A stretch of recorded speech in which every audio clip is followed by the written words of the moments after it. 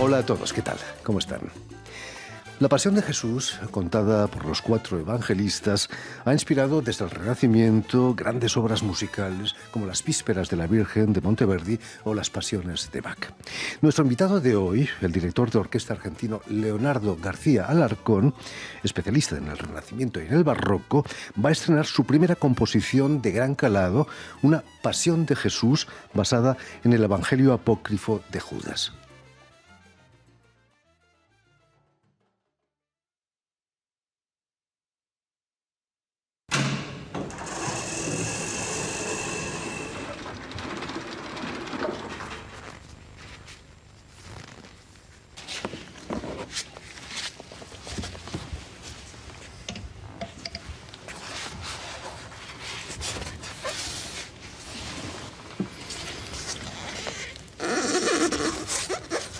Codex Tchakos, du nom de Madame Tchakos.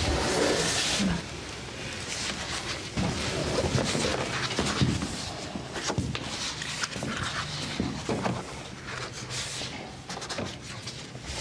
Donc voilà de la page avec le titre de l'évangile de Judas.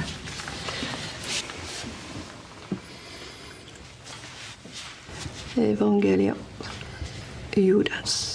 Je ne savais pas que vraiment les titres figuraient Oui. déjà dans le document. Oui. Je pensais que c'était une invention plus tardive pour essayer de faire une opération publicitaire dans le monde, non. mais c'est ici. Mais c'est la preuve La preuve de qu'il s'agit de que c'est bien l'évangile de Judas. Formidable.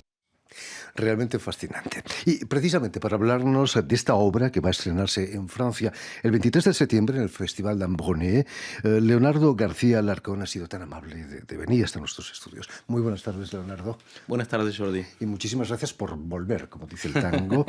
Prueba que no tratamos mal a los invitados. Absolutamente. Estábamos viendo las imágenes del momento en que descubres, junto al libretista de tu obra, el suizo Marco Sabatini, ese papiro que tiene casi 2000 años, en el que se puede leer el título de Evangelio según Judas. ¿Qué sentiste en ese momento?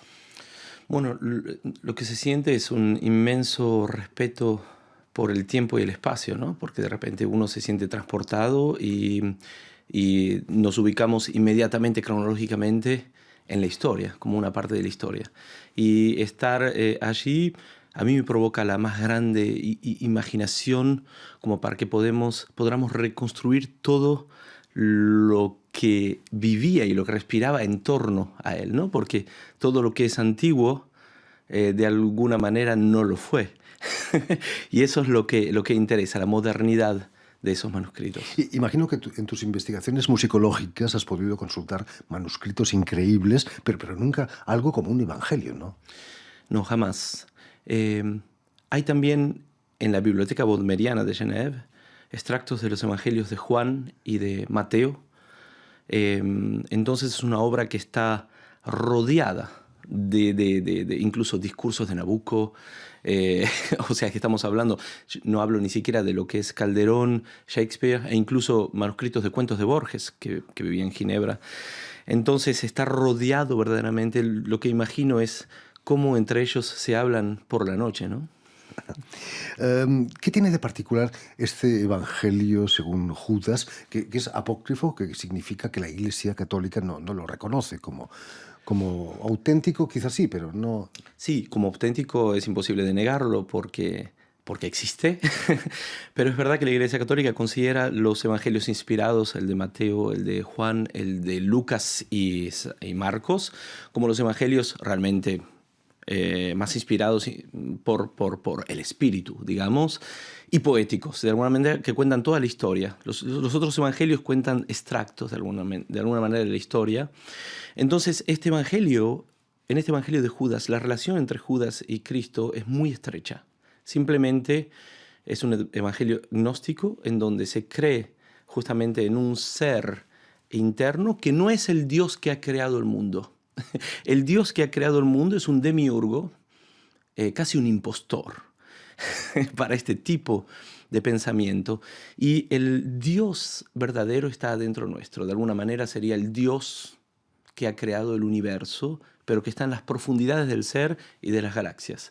Entonces, ese esa relación entre donde Cristo le pide, casi suplicando a Judas, diciendo, las generaciones que siguen van a detestar tu nombre, pero tienes que llevarme a mí en sacrificio, tienes que entregarme.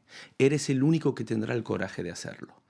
Esa imagen está en contra de todo lo que luego hemos heredado, como Judas, la traición, las 30 monedas y todo eso. Eso me interesaba mucho, esa relación entre amigos, casi, y por supuesto la imagen de María Magdalena en algunos evangelios apócrifos que también quiero poner en evidencia. María Magdalena, que es la protagonista de este evangelio y de tu obra, que si no hubiera sido mujer quizás formaría parte de los apóstoles, ¿no? Seguramente formaba parte de los apóstoles porque de alguna manera en un evangelio, sobre todo en Felipe, dice que era la compañera de Jesús, lo que no quiere decir que era la esposa de Jesús, no, o la pareja, pero la compañera, o sea, era una discípula más, de alguna manera. Y según los evangelios, incluso canónicos, los reconocidos por la Iglesia, fue la primera en observar a Cristo resucitado. Entonces, toda esta imagen de los apóstoles reaccionando contra ella, insultándola, estando en contra de la condición de la mujer incluso. Hay un evangelio donde Pierre incluso considera a María como fruto del pecado, o sea, cosas que no he incluido en este evangelio porque era muy fuerte, pero lo hemos vivido en algunos extractos. O sea, podemos verlo porque eso es muy actual. Eso pasa en todas las partes del mundo, todavía hoy.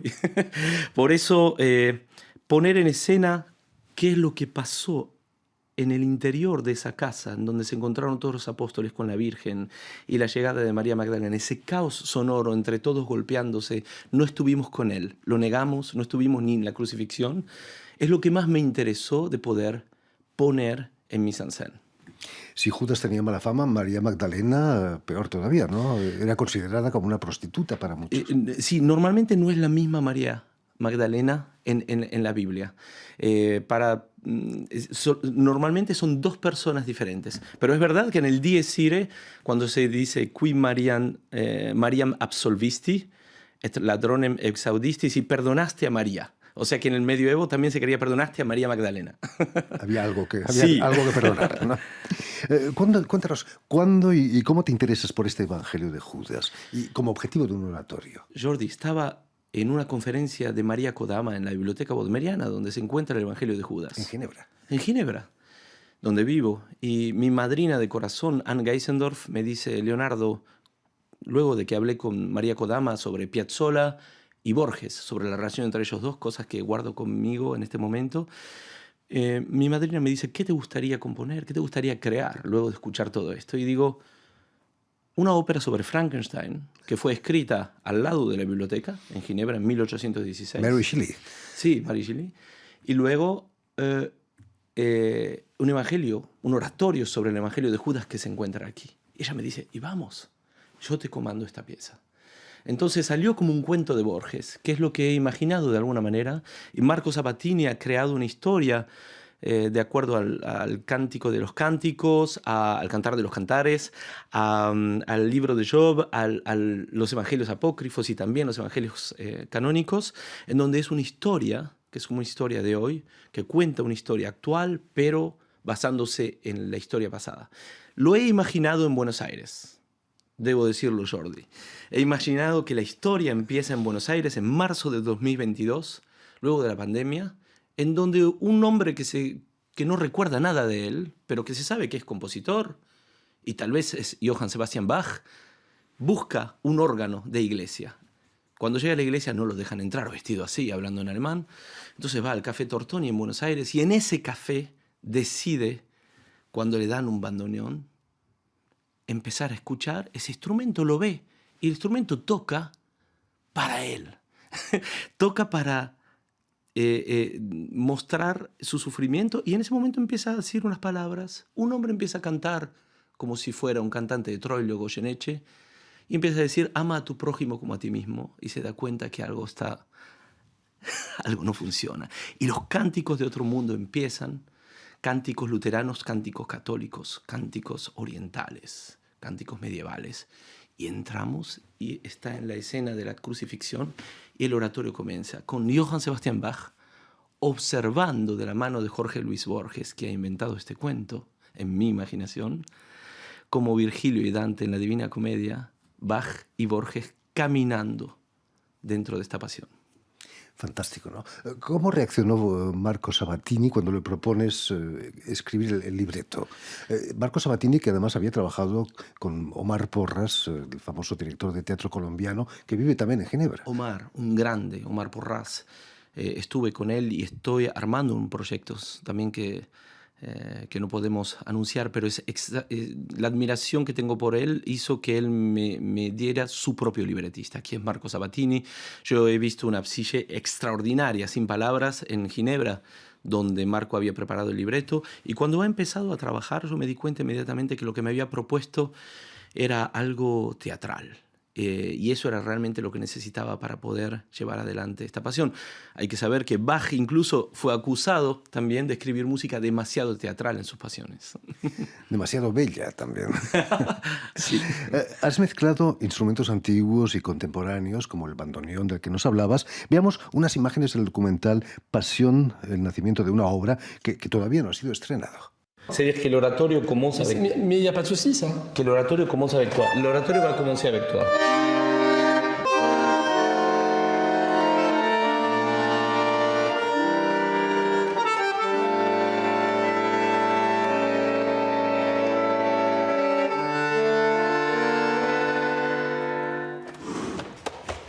Mais ça va être très beau. Ça, c'est magnifique. De la difficulté de jouer presque sans attaque aussi. Là, c'est j'adore. Quand tu perds l'air, tu sais. Que ça, tu l'utilises très peu. Oui. Ça, c'est très baroque, en fait.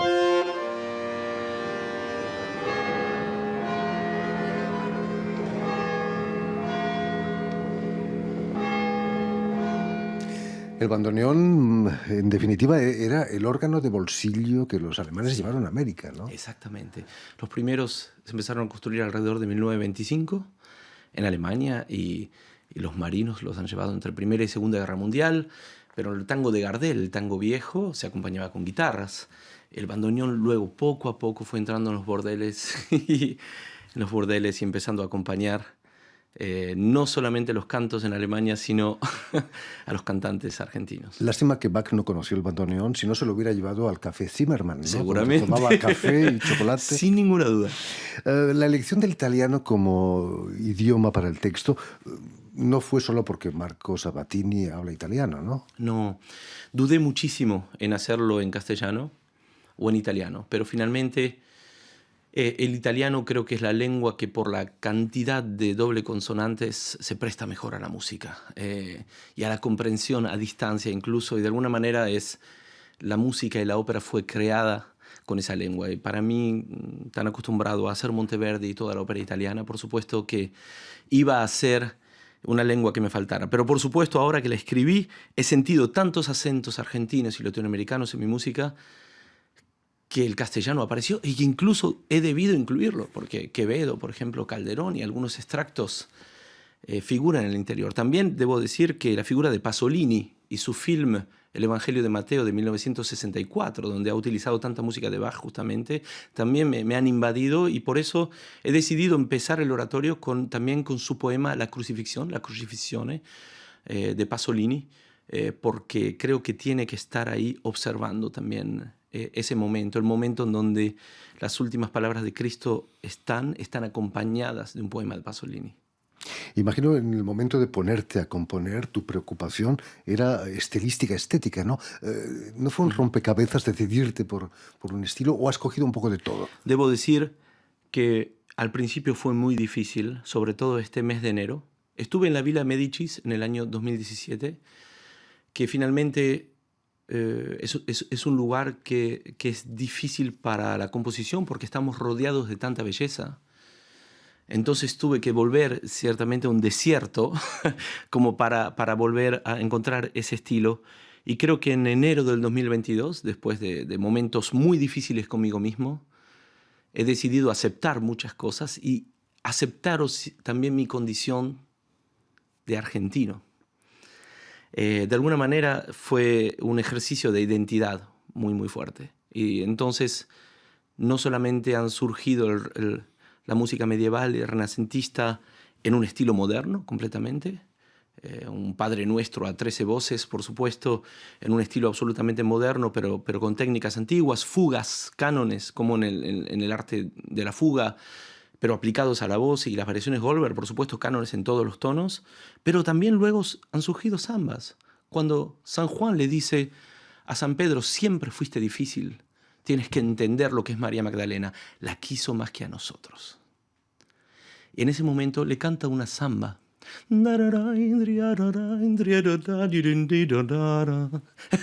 en ese momento sale el español. Entre ellos se hablaban en un lenguaje casi de pescadores, ¿no?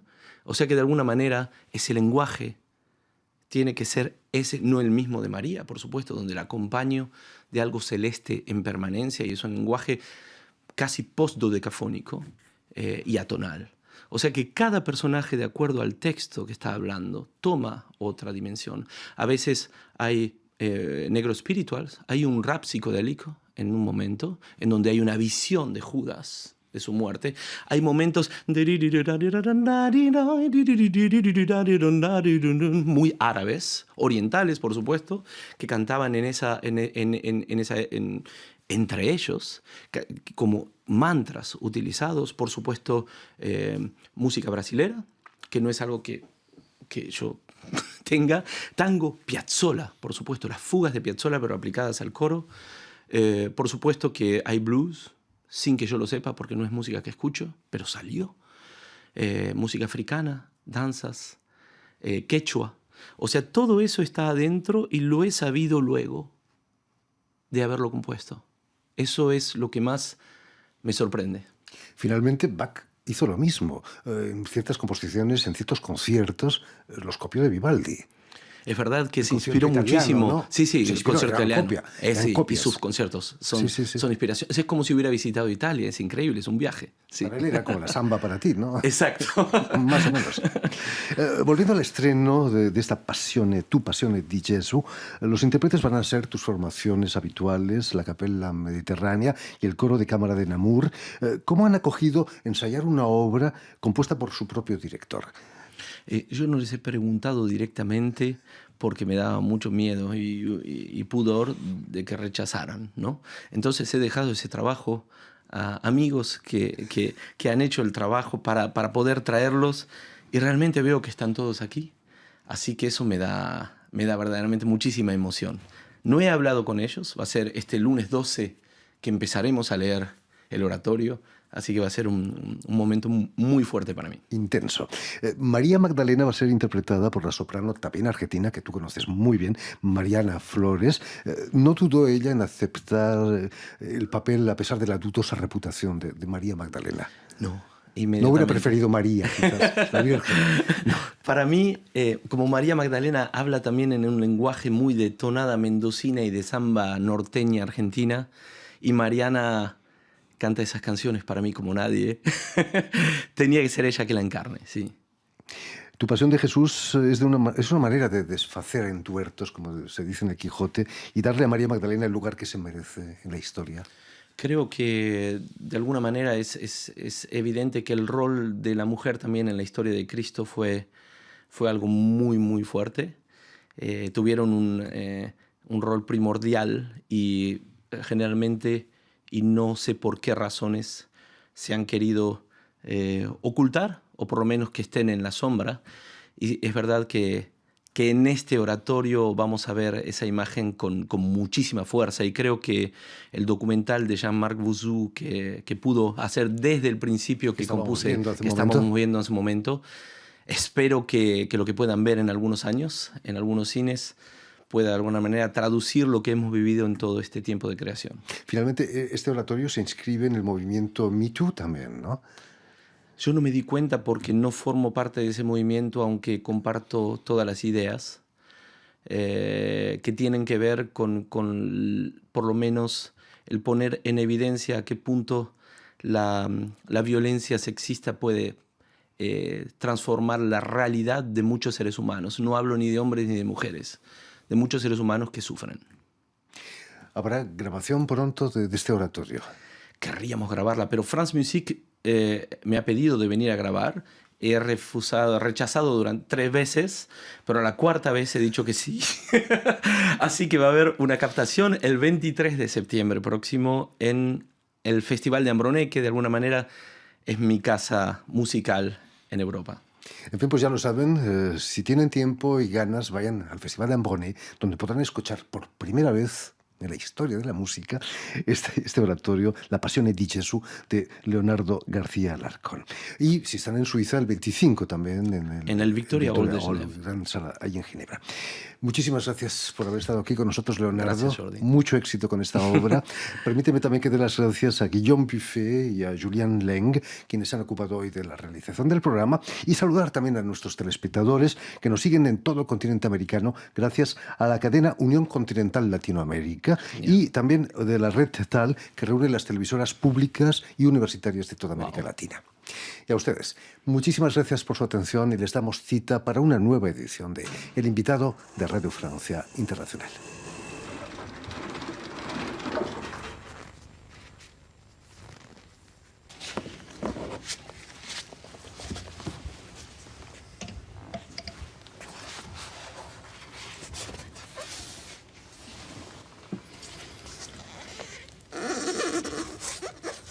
Codex Tchakos, du nom de Madame Tchakos. Voilà.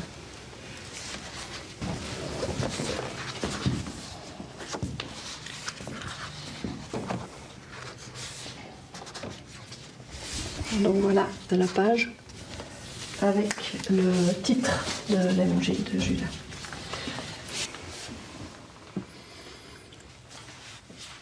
Evangelion Judas. Je ne savais pas que vraiment les titres figuraient déjà dans le document. Oui. Je pensais que c'était une invention plus tardive pour essayer de faire une opération publicitaire dans le monde, mais c'est ici.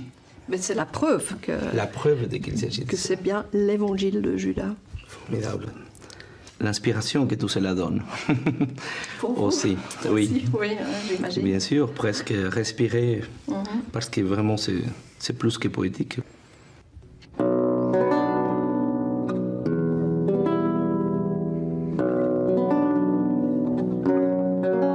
Un nouveau chemin s'ouvre à ma vie avec la découverte de l'évangile de Judas. J'entends une musique en moi que je dois absolument partager. J'ai dans la tête des pulsions musicales qui me ramènent vers mon pays. Une relation intime que j'ai à la polyphonie et à Bach, à la chanson et au tango, aux musiques orientales et minimalistes et même parfois à la pop des années 80.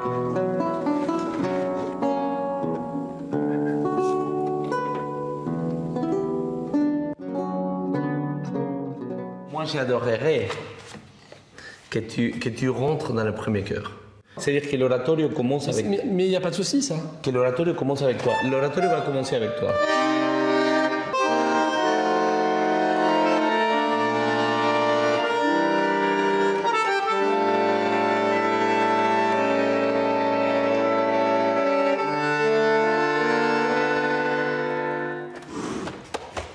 Mais ça va être très beau. Ça, c'est magnifique. Il y a la difficulté de jouer presque sans attaque aussi. Là, c'est j'adore. Quand tu perds l'air, tu sais. Que ça, tu l'utilises très peu. Oui. Ça, c'est très baroque, en fait.